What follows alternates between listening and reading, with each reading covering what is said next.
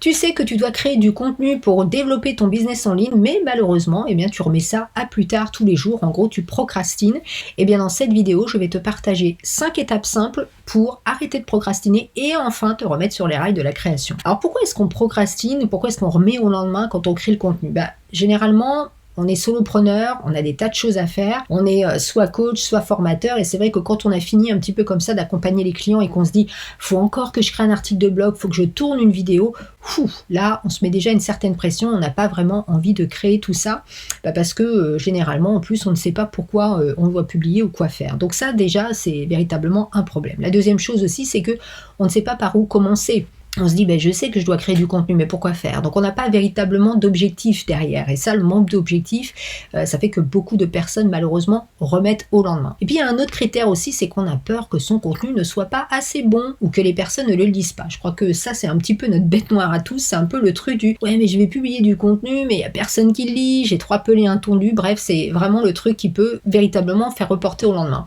Et je crois que ça nous est tous arrivé. On est le lundi matin ou même on est le matin, on se dit « je vais tourner la vidéo ». Mais si les gens la regardent pas, et si la dernière fois j'ai eu que 20 vues, et c'est vrai qu'au bout d'un moment, ça aussi, ça peut entraîner un petit peu le petit côté procrastination. L'idée, évidemment, c'est de se dire que plus tu vas remettre au lendemain, plus tu vas procrastiner, bien évidemment, et moins tu vas publier, et surtout, moins tu vas être présent au niveau de ton audience. Il faut savoir que si tu n'es pas régulier auprès de ton audience, ils vont vite t'oublier, tu vois. Il y a d'autres personnes qui vont être beaucoup plus présentes en ligne, qui vont capter l'attention, et puis le jour où ils auront besoin de passer à l'action, vers qui ils vont se tourner? Vers cet entrepreneur, vers ce coach ou vers ce formateur qui lui est omniprésent sur les réseaux et qui capte l'attention. Voilà, c'est comme ça, c'est comme ça. L'idée ici, c'est que tu vas agir, et même si c'est avec des petites actions, tu vas passer de je programme rien, je ne fais rien à je fais quelque chose, et même si c'est pas grand chose, c'est déjà une première action, parce qu'il faut te mettre en action, c'est très très important. Première étape, clarifie ton objectif, d'accord? Pourquoi est-ce que tu vas créer ce contenu? Si tu sais déjà, si tu as l'objectif en tête et que tu dis ok, le résultat que je veux apporter à mon audience, c'est ça, tu sais déjà pourquoi tu crées ce contenu. Parce que bien souvent, on raisonne en termes d'objectifs de contenu, en mode pourquoi je le fais. Moi, je préfère raisonner en quel est le résultat que je veux donner à mon audience. Ici, je veux te donner des clés pour arrêter de remettre au lendemain, et surtout pour que tu ne te mettes pas en mode négatif dans la création de contenu. Il faut vraiment que tu te dises que la création de contenu, c'est un atout véritablement indispensable pour ton business. Ça c'est vraiment important.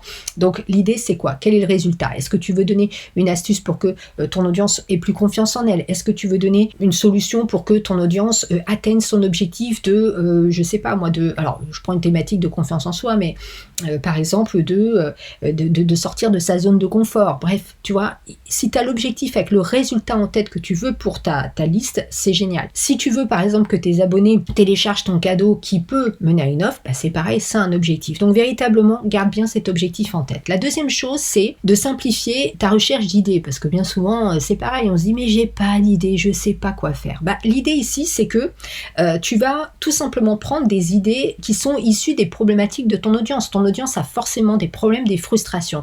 Prends des éléments qui viennent de live que tu as eu avec les personnes, de commentaires qui ont été mis sous les publicités, et tu publies ce contenu. Soit tu fais une première vidéo, un premier article de blog ou un premier post sur cette problématique-là, et tu refais encore un autre contenu la semaine d'après. Tu utilises un autre angle, toujours sur le même sujet, mais tu vois un petit peu et tu testes des idées. Quand tu fais ça, véritablement, déjà, tu passes à l'action et tu n'es pas en train de partir de quelque chose qui n'a pas de sens. Voilà, tu as un véritable objectif derrière. Ensuite, l'idée, c'est de planifier. Bon, moi, en gros, je me pose un jour dans la semaine, alors idéalement le vendredi ou le samedi, je me pose et pendant 1 heure, je commence à égrener les contenus. Et puis aujourd'hui, n'oublie pas, tu as ChatGPT, tu mets un petit peu ton business et tu lui demandes de te donner des idées, tu vas voir que ça va véritablement te propulser. Tu planifies 7 heures dans la semaine, tu prends rendez-vous avec toi-même et là tu te poses dans la production de ton contenu ou même dans la planification, tu te poses pendant 1 heure et tu dis ok, alors moi cette semaine ou ce mois-ci, je sais qu'il y a 4 semaines dans le mois,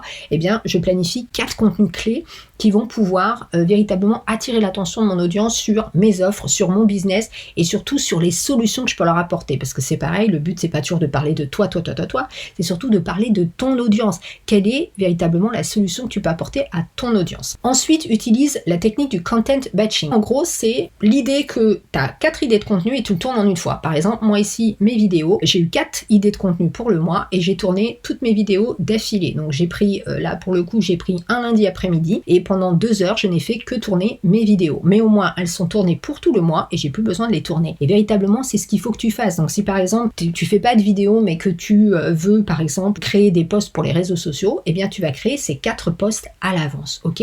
Pareil pour la création de newsletters, pareil pour la création d'articles de blog. Tu te poses une après-midi, un matin, tu crées tes 4 articles d'un coup, tu les laisses un petit peu poser, mais au moins ils sont déjà créés, tu utilises ton temps véritablement correctement. Dernier point qui est très important, la dernière étape, c'est ne cherche pas la perfection. Le perfectionnisme, c'est l'ennemi de l'action. Et je le sais parce que je suis une perfectionniste de fou. Donc si tout n'est pas parfait, parfois, allez, j'efface tout et je recommence. Et véritablement, je me suis rendu compte à quel point je me mettais une balle dans le pied en faisant ça. Publier ton contenu, c'est Mark Zuckerberg qui le dit, c'est fait est mieux que parfait. Donc fais pareil, c'est mieux si c'est pas parfait. Moi je sais que la vidéo là elle est pas parfaite, je sais que j'ai bafouillé, je sais que je suis peut-être pas voilà au top, mais c'est pas grave. Moi ce qui est important c'est que je te partage mes idées et c'est pareil pour ton audience, ok?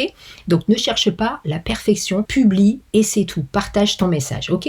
En appliquant ces 5 étapes, véritablement tu vas gagner du temps, tu vas te remettre en avant, tu vas publier plus régulièrement et puis surtout tu vas ressentir moins de stress et tu vas retrouver le contact avec ton audience et ça c'est véritablement important. Si tu l'as pas encore fait, télécharge mon calendrier éditorial ici, hop, voilà, le calendrier marketing éditorial, le lien est en dessous et si tu n'as pas encore rejoint ma mini académie marketing irrésistible pour créer toute ta stratégie de contenu dans les 30 prochains jours, eh bien rejoins-la maintenant et puis on se retrouve dans une prochaine vidéo.